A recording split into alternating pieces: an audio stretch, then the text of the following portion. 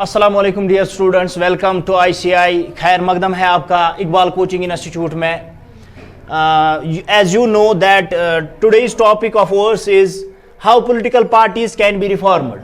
Political parties को कैसे reform किया जा सकता है, कैसे इसको ठीक किया जा सकता है। लास्ट टाइम आपको पता ही है कि हमने चैलेंज के बारे में पढ़ा था कि कितनी चैलेंज, कितनी परेशानियों का सामना पॉलिटिकल पार्टीज को करना पड़ता है, जिसमें हमने डायनास्टिक सक्सेशन भी देखा था, जिसमें हमने मनी एंड मसल पावर देखा था, जिसमें हमने कॉर्पोरेट नेक्सस देखा था पॉलिटिशियंस के साथ। उन्हीं चीज़ों को आज हल करेंगे। कौन कौन सा रेमीडियल मेजर्स है जो उठाने चाहिए पॉलिटिकल पार्टीज को ठीक करने के लिए। सबसे पहला, विलिंगनेस टू रिफॉर्म। ये तो सबसे बड़ी बात है। जब कोई चाहेगा रिफॉर्म करना तभी तो रिफॉर्म हो सकता है, तभी तो चेंज किसी चीज में आ सकती है। लेकिन कोई कैसे चाहेगा जब अगर आजकल की गवर्नमेंट, कोई भी गवर्नमेंट होगी, I don't disclose the name, कोई भी गवर्नमेंट होगी जो आज की सत्ता में होगी, गवर्नमेंट में होगी, वो चाहेगी फॉर एग्जांपल हम क्या करेंगे, मनी एंड मसल पावर को खत्म करेंगे।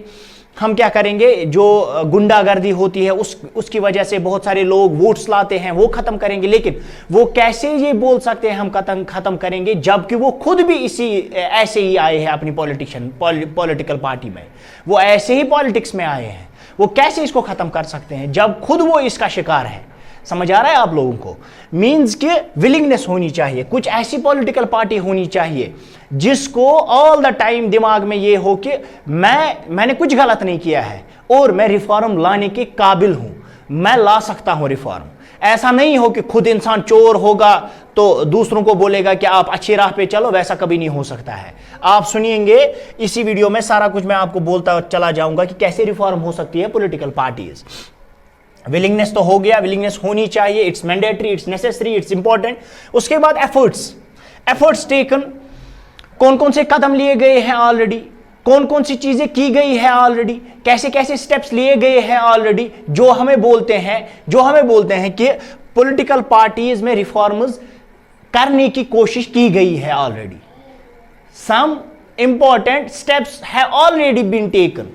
क्या क्या स्टेप्स है वो? पहला स्टेप है constitutional amendments to stop MLAs from defection. मैं आपको ये डिफेक्शन समझाता हूं। पहले क्या होता था, जब ये अमेंडमेंट नहीं हुआ था, पहले होता था कि जब कोई पॉलिटिशियन या कोई member of candidate of any party पर से, हम एग्जांपल लेंगे, कांग्रेस का कोई मेंबर है, उसने कांग्रेस की टिकट पे इलेक्शन लड़ा, इलेक्शन में वो जीतता है लेकिन कांग्रेस की टिकट पे। लोग उसको इसलिए वोट देते हैं कि ये कांग्रेस का मेंबर है, Congress is a good party. For example it's not a good party, for example पर से मैं बोल रहा हूं, हर कोई हाइपोथेटिकल डेटा बोल रहा हूं आप लोगों के सामने कि लोगों ने उसको वोट डाला। उसके बाद क्या करता है वो, उसको कोई और पार्टी वहां से आ जाती है, जीतने के बाद, एमएलए बनने के बाद वहां से एक और पार्टी आ जाती है, हम आपको इतना पैसा देंगे, आप हमारी पार्टी में आ जाओ, join our party. Before constitutional amendment, जब ये अमेंडमेंट, एंटी डिफेक्शन लॉ इसको बोलते हैं, एंटी डिफेक्शन लॉ जब नहीं आया था हमारे कॉन्स्टिट्यूशन में, पहले क्या होता था, कोई कांग्रेस के नाम पे लड़ता था लेकिन फिर जाता था बीजेपी में, कोई बीजेपी के नाम पे लड़ता था, इलेक्शंस लड़ता था, उसके बाद जाता था कांग्रेस में। मींस वो क्या करते थे, पैसे की लालच में फिर क्या, अपनी जो मेंबरशिप है दूसरी पार्टी में चला जाता था। समझ आ रहा है आप लोगों को? लेकिन इस कॉन्स्टिट्यूशन में क्या किया गया, अमेंडमेंट लाया गया, बोला गया कि आप लोग ऐसा नहीं कर सकते, आप डिफेक्शन नहीं कर सकते। आपने अगर बीजेपी से लड़ा है, you have to sit in BJP, आपको बीजेपी में ही रहना पड़ेगा। अब अगर आप किसी और पार्टी में जाओगे, आपने जीता तो कांग्रेस की टिकट पे, कांग्रेस ने आपको टिकट दिया, कैंडिडेटरशिप दी, आप जीते, उसके बाद आप चाहते हो मैं बीजेपी में जाऊं। अगर आप बीजेपी में गए ना, आपकी वो एमएलए सीट जो है वो खत्म हो जाएगी, आप खाली एज ए मेंबर बीजेपी में जा सकते हो। और सीधी सी बात है, बदनामी तो होगी ही होगी कि कैसे एक बंदा 10 साल तक कांग्रेस में रहा और उसके बाद बीजेपी में चला गया, या बीजेपी में रहा और कांग्रेस में चला गया। एग्जाम्पल्स दे रहा हूं। मींस कि इस एंटी डिफेक्शन लॉ की वजह से क्या हो गया, अब लोगों को धोखा नहीं दिया जाता है। लोग बोलते थे कि BJP party is good for governance, उसको कोई वोट देता था पार्टी के लिहाज से, फिर वो क्या करता था, फिर वो जीतता था, पार्टी की बुनियाद पे जीतता था, पार्टी की रेपुटेशन पे जीतता था, उसके बाद जाता था कांग्रेस में। मींस कि पैसों की वजह से वो अपने ईमान को बेच देता था। समझ आ गया? एंटी डिफेक्शन लॉ आ गया कि आप ऐसा नहीं कर सकते। लेकिन क्या है कि इसकी वजह से क्या हो गया, अब अगर कोई पार्टी ही गलत है, इसका एक लूप होल भी है, एक प्रॉब्लम भी है इस मसले में। क्या है कि अब अगर कोई पार्टी गलत है, 10 साल तक वो पार्टी ठीक थी, 10 साल के बाद उसकी जो आइडियोलॉजी है चेंज होने लगी, वो लोगों के लिए अच्छा नहीं सोचती है, खुद अपनी मशीयत के बारे में सोचती है, खुद अपनी बेनिफिट्स के बारे में सोचती है। अब कोई इंसान क्या हो गया, डिसेंट हो गया, नाराज हो गया इस पार्टी से, वो अब दूसरी पार्टी में जाना चाहता है। लेकिन मुसीबत की बात यह है कि एंटी डिफेक्शन लॉ की वजह से वो सोचता है एक तो मेरी पोजीशन जाएगी, दूसरा रेपुटेशन भी डाउन हो जाएगी, लोगों के सामने बोलेंगे कि शायद मैंने पैसों के लिए किया। समझ आ गया कैसे लूप होल भी होता है इसमें? आई थिंक आपको समझ आ गया होगा। उसके बाद क्या हो जाता है, ये हो गया एंटी डिफेक्शन लॉ, अब इंसान नहीं कर पाएगा। अब अगर अच्छाई के लिए भी करना चाहेगा, नहीं कर पाएगा, इसलिए कि एक तो उसकी मेंबरशिप चली जाएगी, एक तो उसकी सीट चली जाएगी, एमएलए सीट चली जाएगी, दूसरा कि उसको बदनामी का सामना करना पड़ेगा। दूसरा पॉइंट क्या है, candidates are required to file affidavit to reduce money and muscle power. Money and muscle power याद आ गया, लास्ट वीडियो में पढ़ाया था मैंने। मनी एंड मसल पावर का भी यूज होता है। जिसके पास पैसा, जब बोला था मैंने पैसा बोलता है, जिसके पास पैसा होता है वो बहुत आगे जाता है, जिसके पास पैसा कम होता है बेचारा वहीं का वहीं रह जाता है। और मसल पावर, मैंने मसल पावर नहीं बोला था कि बॉडी बिल्डिंग ना, उसमें मैंने बोला था कि जो भी लोगों को डराता धमकाता होगा, गुंडागर्दी करता होगा, उसको भी बहुत सारे क्रिमिनल केसेस होते हैं, वो डर की बुनियाद पे लोगों को डरा के धमका के उनसे परसुएड करता है वोट्स, उनसे लेता है वोट्स, उनको डरा धमका के, उसको बोलते हैं मसल पावर। इसको खत्म करने के लिए क्या किया गया, candidates are required to file affidavit. अब क्या करना पड़ता है, अब अगर कोई किसी भी पार्टी का मेंबर है उसको पहले ही एफिडेविट लिख के देना पड़ता है। मेरे पास इतनी गाड़ियां हैं, एक गाड़ी है, मेरे पास एक मकान है, मेरे पास 10 कनाल जमीन है, मेरे पास इतने 2 करोड़ 1 करोड़ रुपया है, इस वक्त अभी मैं मेंबर हूं। अब अगर मैं इस पार्टी में लीडर बनूंगा, उसके बाद क्या हो जाता है, इस एफिडेविट में उसको लिखना पड़ता है, सारा अपना बायोडेटा लिखना पड़ता है। मैं कितना अमीर हूं, मैंने कितना पैसा कमाया है, मेरी कौन सी फर्म्स चल रही है, मेरा कौन सा बिजनेस भी चल रहा है, मैं पॉलिटिशियन भी हूं, हर कोई चीज लिखनी पड़ती है, अच्छे से बिल्कुल साफ सुथरे लिहाज से लिखनी पड़ती है, इसलिए कि लोगों को पता चले कि ये जो मेंबर है ये कितना अमीर है, कितना गरीब है। कहीं ये अपने मसल पावर का तो यूज नहीं कर रहा ना, इसके खिलाफ मत ना कोई केस है, उसको वो भी लिखना पड़ता है उस एफिडेविट में कि इसके खिलाफ अगर कोई केस होता है इसको मेंशन करना पड़ता है, फलाने टाइम पे मुझसे ये गलती हो गई, वो केस खत्म भी हो गया, उसका सबूत भी देना पड़ता है और एफिडेविट साइन करना पड़ता है, एफिडेविट देना पड़ता है किनके सामने, इलेक्शन कमीशन के सामने। इन शॉर्ट बोलूंगा मैं इस पॉइंट को, सिंपल वर्ड्स में बोलूंगा कि इलेक्शन कमीशन के सामने आजकल हर किसी पॉलिटिकल मेंबर को रखना पड़ता है एफिडेविट। उसमें लिखना पड़ता है कि मेरे पास कितने पैसे हैं, मकान कहाँ कहाँ पे है, बिजनेस क्या चलता है मेरा, और मैं कैसे मेरी गाड़ियाँ कितने, एसेट्स कितने हैं।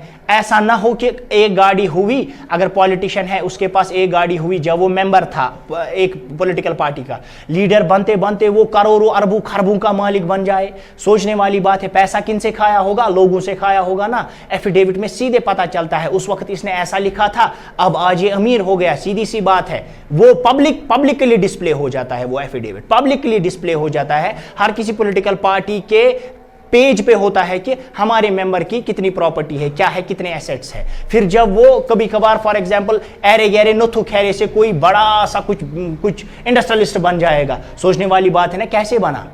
इनकम टैक्स रिटर्न के लिए भी मैं बोलता हूं आप लोगों को, इनकम टैक्स रिटर्न के लिए भी हमने एक और पॉइंट लिखा है, मसल पावर ऐसे ही खत्म होता है, मसल पावर ऐसे ही खत्म होता है। ऐसे ही इंसान को क्या होता है, लोग जानते हैं कि कहीं ये हमारे ही पैसे मत ना खा रहा है।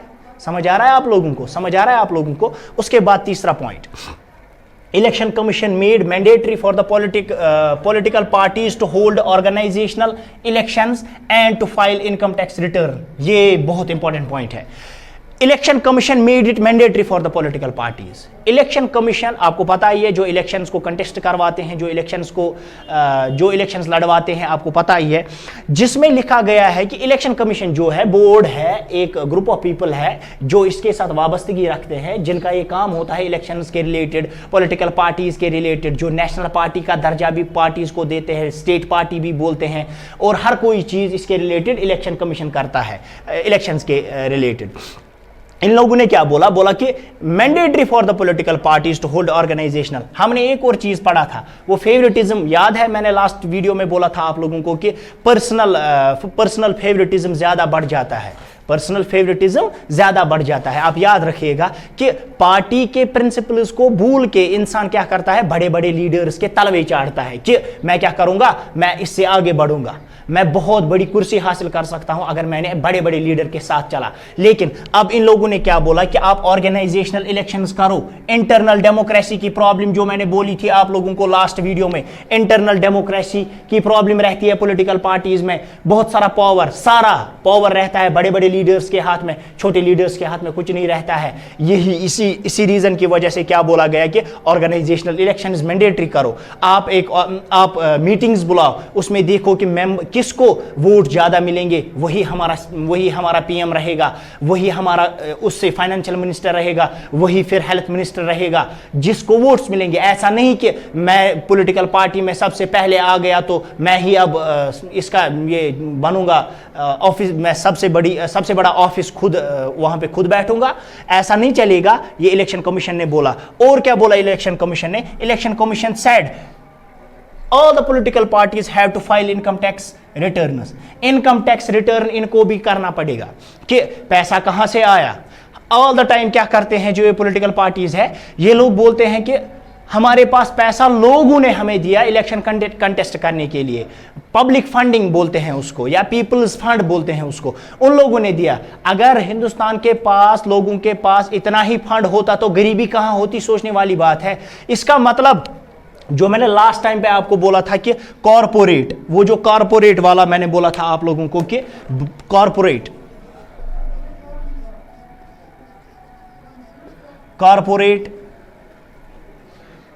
नेक्सस,